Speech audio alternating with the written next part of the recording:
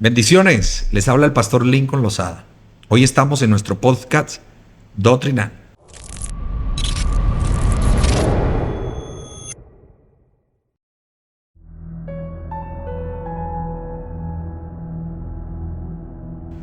Bueno, hay una pregunta, y la pregunta es, ¿el Mesías ya vino?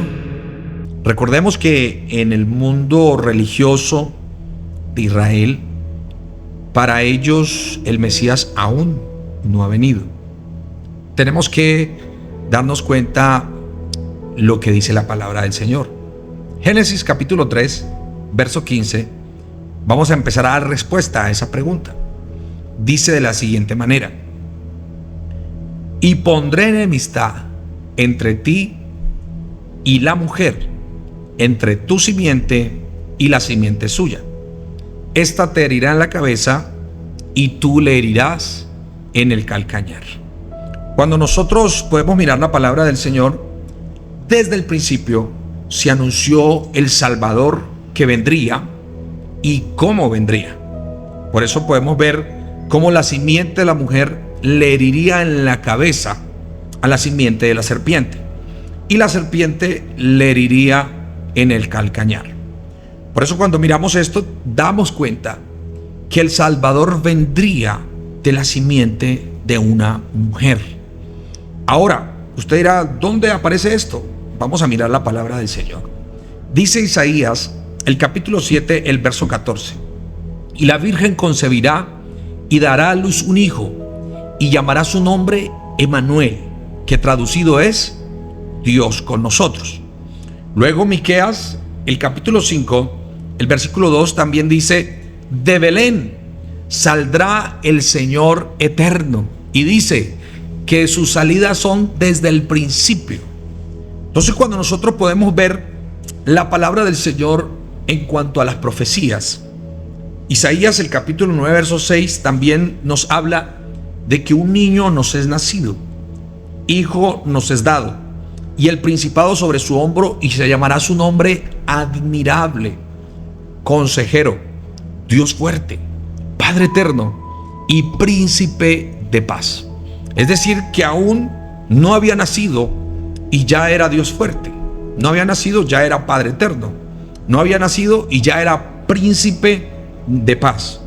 Por eso ese niño que registra Isaías 7:14, ese niño que registra Isaías capítulo 9 verso 6, esa profecía que habla en Miqueas capítulo 5 verso 2, que de Belén saldría el Señor eterno, que sus salidas son desde el principio, hablando del Dios eternal, realmente nos empieza a mostrar cómo a través de estas profecías nos habla de esa simiente, nos habla de este Salvador.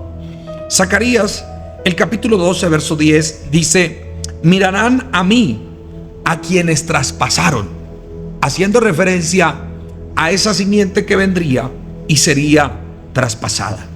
Por eso el Mesías prometido es el mismo Dios en carne. El Mesías prometido es el mismo que vendría de una simiente de una mujer. Ahora, la Biblia, cuando nos registra en el cumplimiento del Nuevo Testamento, porque el Nuevo Testamento nos muestra el cumplimiento, entre ellos está, por ejemplo, Juan capítulo 1, el versículo 14. Dice la Biblia que el versículo 10, que en el mundo estaba y el mundo por él fue hecho, pero el mundo no le conoció. Y también dice la Biblia que el verbo fue hecho carne. Juan capítulo 1, verso 1. En el principio era el verbo era con Dios y el verbo era Dios, dice la palabra del Señor. Y luego allá en el versículo 10, por eso lo dice: en el mundo estaba y el mundo por él fue hecho, pero el mundo no le conoció. Es decir, que este Mesías, en él se cumple San Mateo capítulo 1 verso 21, cuando en esta aparición del ángel a María le dice: salve María, muy favorecida, el Señor esté contigo, bendita tú entre las mujeres. Y ella se sorprende por la salutación y dice: ¿qué salutación es esta?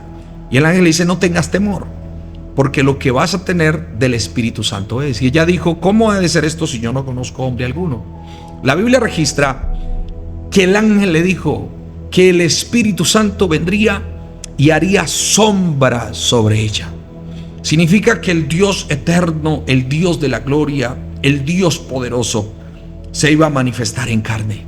El Dios de la gloria vendría, se saldría del Kairos, de la eternidad, y entraría al Cronos. Eso pareciera como algo totalmente imposible, pero misterioso.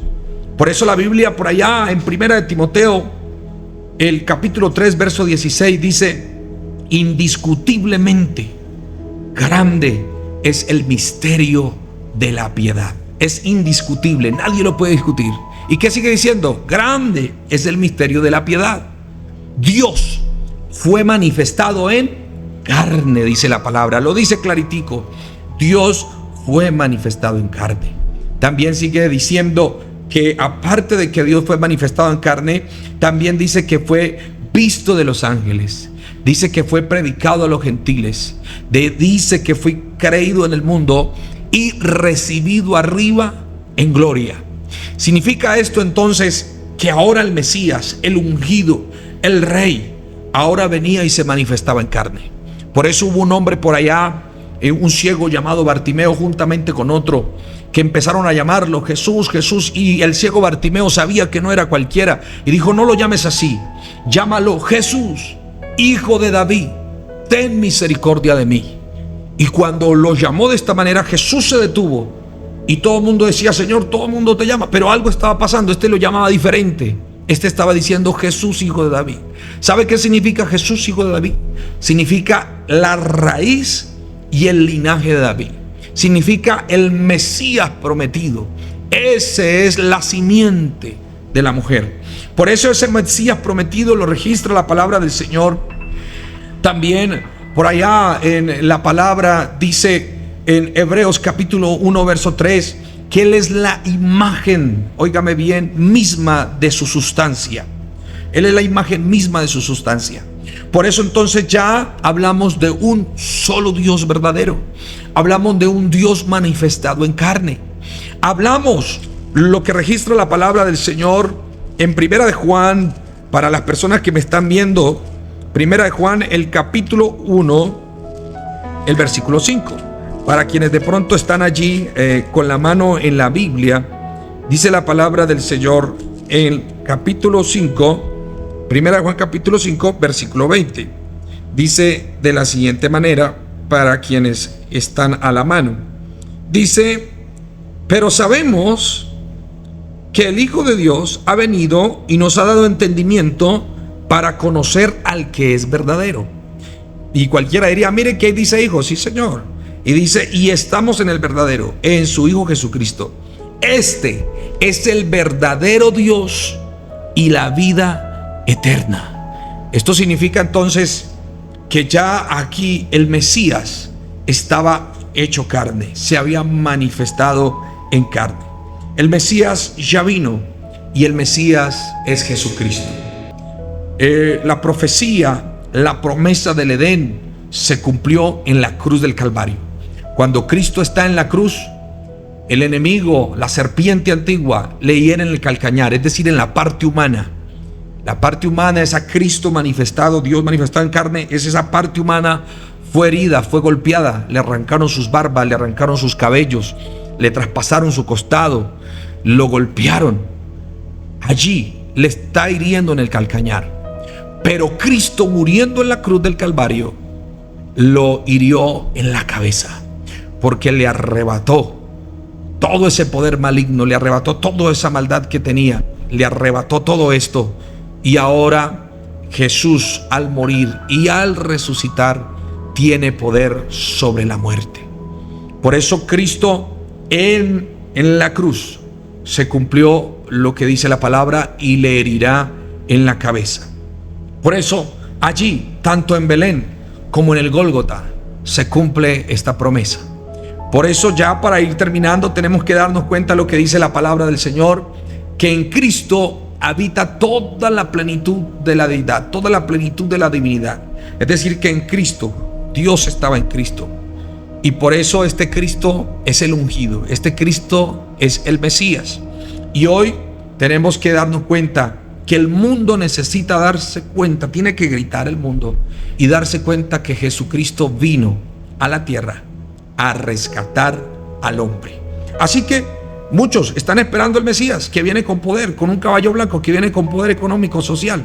Pero Cristo ya vino. Cristo ya vino, lo estarán esperando. Y al final dicen, y harán lamentación por él. Porque cuando se den cuenta, oh, crucificamos al Rey de la Gloria, crucificamos a Dios. Pero ya será tarde, porque ya Cristo, escúcheme bien, ya nosotros habremos partido con él. Y en ese momento es cuando ya venimos con Cristo aquí a la tierra. Por eso queremos decirle a todos, el Mesías ya vino y el Mesías se llama Jesucristo. Dios les bendiga. ¿Quieres aprender de la sana doctrina? Recuerda que todos los miércoles 10 de la noche estamos en un podcast doctrinal. Así que compra la verdad y no la vendas.